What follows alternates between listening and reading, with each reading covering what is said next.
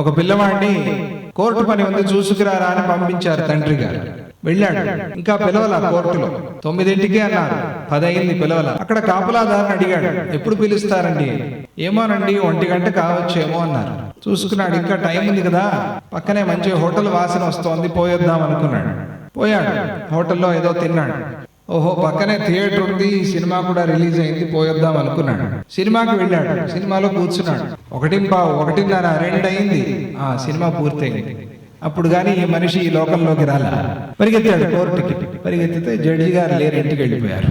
అయిపోయింది. నాన్నగారు అడిగారు, ఎరా వెళ్ళొచ్చావా కోర్టుకి? వెళ్ళొచ్చాను స్వామి. ఏం జరిగింది అంటే, 9ంటికి అనుకున్నాను కదా నాన్నగారు, పిలవలేదు.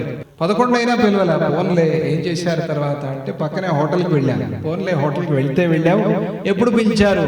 సినిమాకి వెళ్ళాను. ఎవరిని? సినిమాకి వెళ్ళావా? పోనీ ఎప్పుడు వెళ్ళావు కోర్టుకి? 2ంటికి వెళ్ళాను. ఏం జరిగింది? జడ్జి గారు లేరు, 6 నెలల తర్వాత రమ్మన్నారు. అప్పుడు తండ్రి ఏమంటాడు? పిల్లవాడిని 4 తగిలిస్తాడా లేదా?